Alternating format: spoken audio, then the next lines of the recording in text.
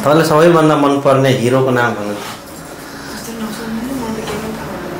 Hero मनपर्ने Nepali hero actor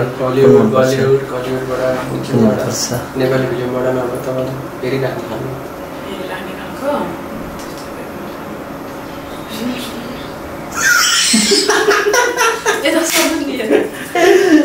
कस्तो hero कस्तो मनपर्छ भन्ने तपाईँलाई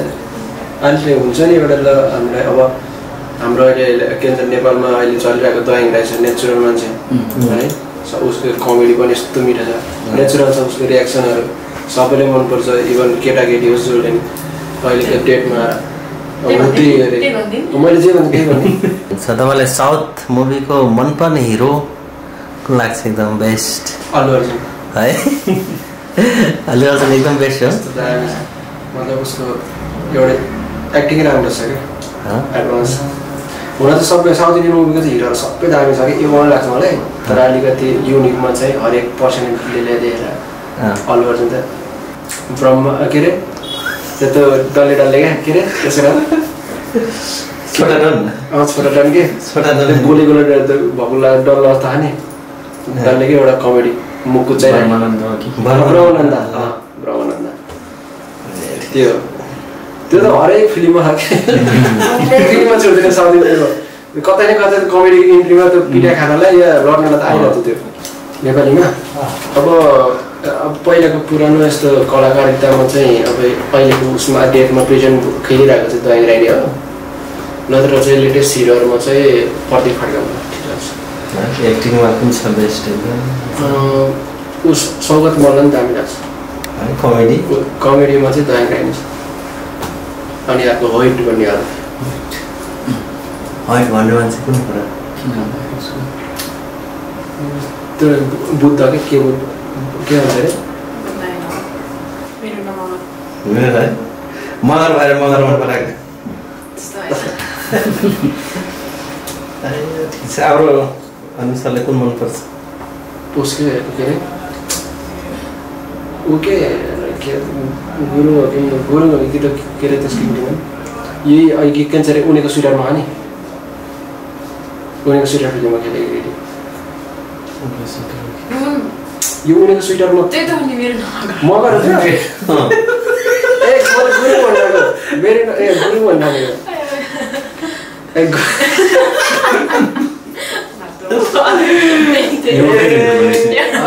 गुरु मगर पो हो ए त्यही हो मेरो नि राम्रो लाग्छ जस मगर उतिर भएर पनि होइन सबै जे पनि म्याचिङ गर्ने कि उसलाई गाउँघरको ड्रेसमाहरूमा भएको यो त्यसरी उसमा लेटेस्टमा भएको सबै सस राम्रो छ जस म चाहिँ अनिन्देर हामी चाहिँ यहाँ हाम्रो जित्दाई जिआर स्टुडियोमा हाम्रो दाइले चाहिँ हामीलाई चाहिँ यहाँ बोलाउनु भएको थियो उहाँको केही प्रश्न रहेछ हामी प्रति सोध्नु मन लाग्यो सो हामी चाहिँ यहाँ उपस्थित जिआर स्टुडियोमा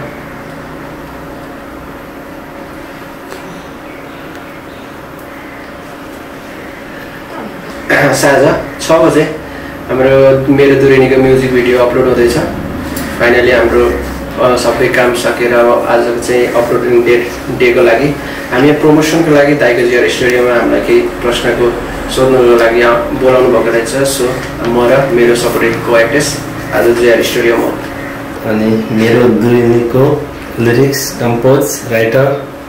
भोकलिस्ट भन्नु अरे सबै तपाईँ नै सबै यो गीत चाहिँ मैले आफैले मैले चाहिँ लेखेको हो कम्पोज पनि मैले गरेको लिरिक्स एज वेल भोकल पनि मेरै हो सो यसमा चाहिँ त्यस्तो केही पनि छैन सबै आफ्नै छ हालसम्म कतिवटा म्युजिक भिडियो खेल्नुभयो र सङहरू तपाईँले लेखेर रिलिज गर्नुभयो अब भन्नुपर्दा चाहिँ खास 3टा हुन्थ्यो के अरे यो भिडियोले गर्दा यो म्युजिक भिडियोले गर्दा तर पर्ने के भन्छ पहिलाको त्यो फर्स्ट म्युजिक भिडियो त्यो दाइको पोखरामा हुँदाखेरि खिचेको थियो त्यो चाहिँ ऊ भयो क्या युट्युब नै उडेर त्यो चाहिँ भिडियो नै डिसअपियर भयो क्या अहिलेसम्म चाहिँ भिडियोको हिसाबले चाहिँ 2टा म्युजिक भिडियो प्लस त्यही म्युजिक पनि आफै खेलेको छु। योभन्दा अगाडिको म्युजिक भिडियो के थियो होला खेलेको थिएँ सुरुमा त्यो डिसपियर भएको सोधो सोधो लाग्यो मलाई। अनि दोस्रो जाँदैछु पल्टनमा अहिले मेरो धेरै नै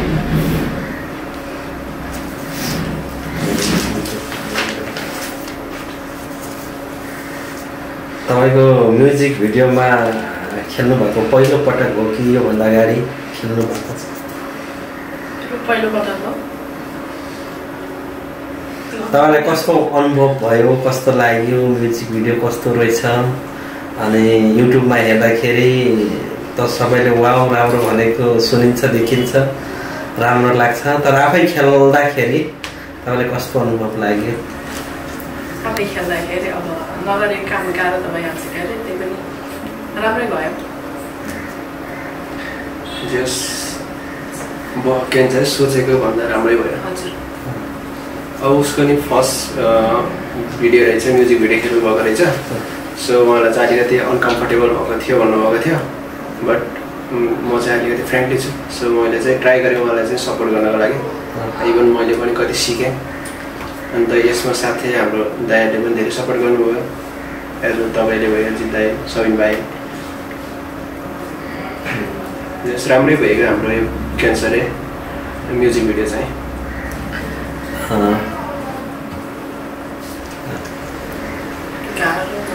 सजिलै भयो। उहाँले पहिले गरिसक्नु भएको भएर सिकाउनु भयो नि त धेरै कुराहरू। मलाई त अब गाह्रो सुरुमा त गाह्रो भइहाल्नु भयो क्या। गाली पनि खायो। मेरो दुलनी म्युजिक भिडियो खेल्दै गर्दाखेरि तपाईँको नयाँ एक्टर थियो, तपाईँलाई कतिको सजिलो लाग्यो या गाह्रो लाग्यो? टु बी अनेस्ट भन्नुपर्दा त अब म त आफ्नै काम जस्तो लाग्छ होइन यस्तो प्रोजेक्टहरूमा, किनकि मेरो एउटा सोच छ कि प्लानिङ छ फ्युचर नै मैले सायद योबाट यो म्युजिक लाइनलाई लिएर जाने थियो। सो मलाई चाहिँ यस्तो अनकम्फर्टेबल भन्ने चिज त लागेन, बट नयाँ को एक्टर्सलाई चाहिँ अलिकति मसँग चाहिँ कम्फर्टेबल फिल अलिकति अप्ठ्यारो भयो जस्तो लाग्यो। तर पनि मैले चाहिँ ट्राई गरेँ उहाँलाई चाहिँ सपोर्ट गर्दै, गाली गरेर हुन्छ, सम्झाएर हुन्छ होइन। होस् ठिकै भयो, राम्रै भयो। लास्टमा बाई द रिजल्ट चाहिँ एक्सपेक्टेड कुराहरू चाहिँ भइहाल्छ।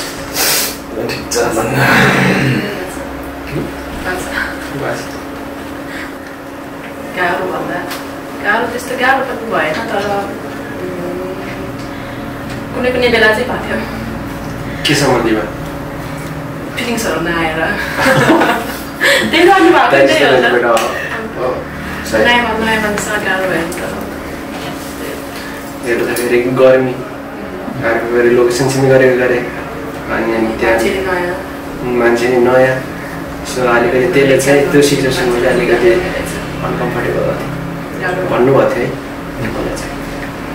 डान्स गर्नु भएको थियो। डान्स गर्न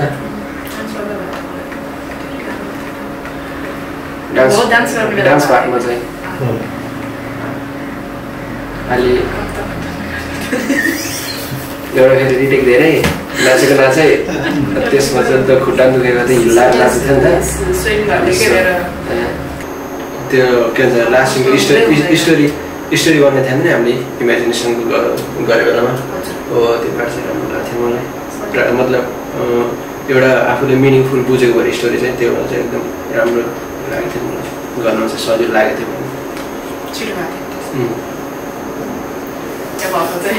बुझ्दै त्यो बेला बुझ्दै मलाई क्यामेरा अगाडि भन्दा पनि भएको अगाडि हो कि अलि हुन्छ नि त, नजिकबाट हेर्नु गाह्रो हुने रहेछ मान्छे त्यस्तो क्यामेरा अगाडि त्यति नराम्रो छ मेरो होला। राम्रो भएर हो के त्यस्तो के भन्छ पहिला यसको के भन्छ अरे रेस्पोन्स हेर त्यसपछि उहाँहरूको थ्रस्ट त्यस्तो हालेको उसको यो भिडियोको रियाक्सनबाट नै बल्ल उसले चाहिँ चेन्ज गर्ने। यदि बाई चान्स अफर आयो भने ल यो भिडियो चलिरहेर आज अपलोड भयो, अहिले बेलुका कहिले फोन गरेर तपाईँले ल मेरो म्युजिक भिडियो खेलेर ल आउनु पऱ्यो भने के हुन्छ त्यतिखेर? नै तपाईँले के भन्नुहुन्छ तपाईँको आन्सर यस कि न? त्यस्तो नसोध्नु नि त कस्तो भन न यासिन भने त्यति भन्नु न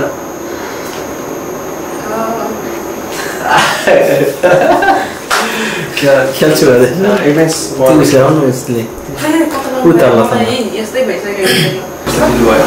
आफूले त भिडियोबाट खास रूपमा है त्यो एक्टिङहरू सबै देख्दैन कस्तो लाग्यो स्क्रिनमा हेर्दा राम्रो राम्रै लाग्यो त्यस्तो सोचे भन्दा चाहिँ राम्रै भएको अब एउटा त म प्रोफेसनल जब आफ्नो अलग्गै छ त्यो कारणले पनि म के छ प्रोफेसनल जब के छ अनि तर मैले यसलाई चाहिँ कन्टिन्यू दिन्छु यहाँ अब के छ टाइम नभएर मात्रै म नेक्स्ट भिडियो लिरिक्सहरू पनि अलमोस्ट कम्प्लिट छ अब त्यसलाई अलग के भन्छ कडहरू खोजेर अनि कम्प्लिट बनाएर राख्छु पछि फेरि त्यो नेक्स्ट म्युजिक भिडियो पनि दाइसँगै चट्ट लगाएर बनाउनुपर्छ केटी भयो त्यो चाहिँ ब्रेकअपको सङ छ क्या अनि केटाले चाहिँ फ्रस्ट्रेसनमा चाहिँ अलिकति केटीलाई के भन्छ अरे केटीलाई भन्दा पनि आफूलाई क्या सोच्छ क्या त्यो गीतमा चाहिँ त्यो छ यसो सुन्न पाइन्छ यसो सर हजुर सुन्न पाइन्छ कि रकिङ टाइपको एकदम स्लो यसो सुन्न मिल्छ कि टपिकै सुन्नु किन रुन्छ यो मन हे मन त आफै मन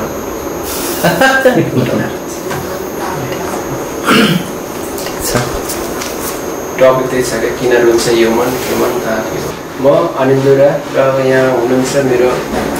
म्युजिक भिडियोको सफल को एक्ट्रेस ममता सारो मगर अनि आज चाहिँ हामी जित दाईको जिआर स्टुडियोमा हाम्रो के भन्छ अरे आज लन्च डेट